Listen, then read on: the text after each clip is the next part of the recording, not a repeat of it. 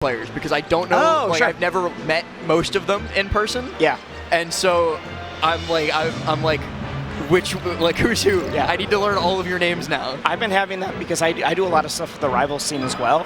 And the rival scene is so just like online because like there just wasn't a lot of locals for Rivals 1.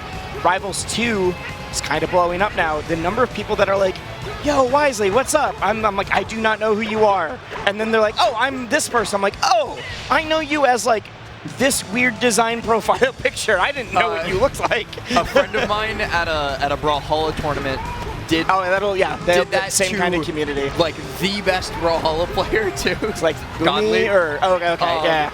Like who I know, like Godly to his face, which is I know like really 3 funny. Brawlhalla player names. I'll be real. He's current #1 in Europe. Okay, got it. And so like was out at CEO for the Brawlhalla land there, and was introducing himself to a friend of mine. I was like, he was like, I'm a really big fan of your commentary, and my friend was like, I'm sorry, who are you? But it's true, especially in those kind of communities. Like sometimes you don't see their faces, or you don't see like you know the. And especially now, with, like in Melee with Slippy, like you run these Slippy brackets, and you never know what these people look like. Yeah. Whereas I don't even have that excuse for Balloon Day.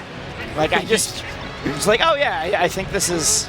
I'm like 90% sure Balloon Day is Ohio. I know for sure like Midwest area. And it's just one of those, I'm like, yeah, you're a really good fox. I did not know what you looked like in person, so I didn't see it. And we talk about the fox from Balloon Day, but look at the other character that we're getting. We get a Yoshi.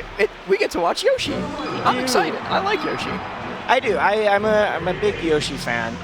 And in a weird way, Yoshi feels like it's kind of... People either love Yoshi or they hate Yoshi. I think it depends on how often they have to fight a good Yoshi. That's true. That is like true. Hungrybox hates Yoshi. Me, love Yoshi. I also found it very comical that the set started off with Egglay like immediately, but then Fox does what Fox does. Yeah, and say Egglay did some percent and then did not get touched again. It's like it's the same as that up throw dare that we saw during Stock 1 of the last set. It's just like a quick surprise that might get you some reward. Into the down smash, looks for the down tilt with the short. Yeah, down tilt, phenomenal tool from Yoshi because it has that set knockback. It's really gross. I like the decision from Balloon Day to shorten the side B though. Like that's a quick snap of the moment. When you see that from a Fox early on in the set, you know you're about to like what you're seeing for the rest of the set. Yep. It also, if you're playing against the Fox, you're like, oh shoot, I gotta. It's the like I can't just do the level 1 stuff now. I need to. My edge guard's got to have 1 extra layer to the flowchart. I gotta start adapting a lot more to their habits, not just what do I do to beat good foxes. It's the what do I need to do to beat really good foxes. You like have to advance the mix-up game. You have to advance the edge guard game because otherwise Fox will just run over you. Yeah. And it seems to be what Balloon Day is doing. This matchup incredibly difficult for Yoshi, even at the highest calibers. And so I'm not surprised, especially because Balloon Day is good. Like I've heard this name too as well. Balloon Day is very solid. Not at all surprised that Balloon Day is not just playing well, but clearly has some like anti-Yoshi tech. And it's the interesting thing too is like knowing anti-Yoshi tech is not entirely necessary for this matchup, but it is like extremely detrimental to the Yoshi. It's like the difference between a 3 stock and a 1 stock. This just hurts the Yoshi. Yeah.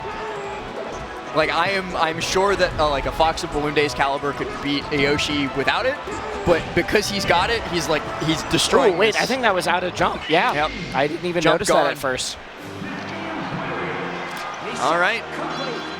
Oh, and that deep sigh of a low-tier player who runs into this matchup in pools. Gio, though, going to take us to FD for game number 2. Yeah, after and an Egglay off started too. I love round start Egglay now. That's my favorite. Yeah. It's genuinely something people have been talking about more is like round start options in Melee, because people are becoming more aware of like, oh, you can move so fast. You can literally have like full options out on the screen while Go is still on the screen. It's a big thing for some characters in the other Smash games. Like the most egregious example of which was Smash 4 Bayonetta. Afterburner, yeah.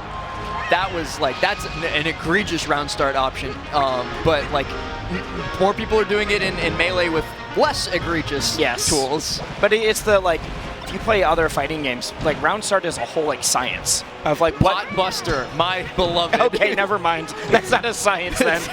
that's an emotion. One of my favorite like fighting game moments is trying to explain Potbuster to HBox and Cody. Why did you have to do this? Because Cody was like, how did you get into this situation? Don't worry about it. Okay. Cody was watching somebody lose to like Potemkin, right? And he was like, that does half a health bar. How is this move not the best in the game? And I'm right, like, I forgot that Cody has never played other fighting games. Basically, I was like, imagine if like Puff Rollout. Like, yes, it might kill you, but you should never ever get hit by it. Yeah. Speaking of rollout. A different kind of rollout, but also one that you shouldn't get hit by. Yeah, and in fact did indeed get Gio killed. Yeah, Wave Shine into the F-tilt there too was dangerous, but as long as he's got his jump, he can get out of that. Gio gonna air dodge back down to the stage, and actually I was expecting another nair to come through from Balloon Day. Instead, though, the punishment continues. Yeah, and this is just... I'm a little confused about the pick for FD here. I think on paper, this could be good if you have a really strong Yoshi punish game, but I'm not seeing any parries to start that, and even when Gio's getting some strong hits, I'm not seeing the like really fast DJC up airs, that kind of stuff, to push like why this stage can be good for Yoshi. Yeah, I think it's just making neutral even worse, unfortunately. That's like the Yoshi plan against Fox, is parry a falling aerial and then do something about it. Yeah, and then like DJC up air, DJC there. Never mind, egg roll more. It works. Do it again. But Balloon Day, all Balloon Day had to do there was hold down. He was like, I'm gonna let this hit me, and then if you try and follow up, like I will just be ready. Yeah. And that's why Gio couldn't follow up off of it. No jump there, so going to fall to his demise. Yeah. Balloon Day taking a quick 2-0 over the blue Yoshi. I thought the egg roll was very funny. It was. Yeah, not quite the free win for Free Balloon Day, but definitely made it an earned victory. That is the full tag for that, is Free Balloon Day. Free Balloon Day. Yeah. Is that like the SpongeBob reference? I do not know. That's like the... I didn't know that was a SpongeBob thing. Because it's the episode where SpongeBob and Patrick like think that they've stolen a balloon and because have, like, they were just given to it for free. Like somebody like hands it to them, or I think they just like grab it. Good. And they have like such a crisis of conscience that they turn themselves into the police, and then the police like let them go immediately, and they're like, for stealing a balloon on Free Balloon Day? Okay. I really hope that's what it's named after now. Because, yeah, I did not know that was a SpongeBob reference. If it is, great. If it's not, it's still a good tag. Very specific tag. Still a good tag.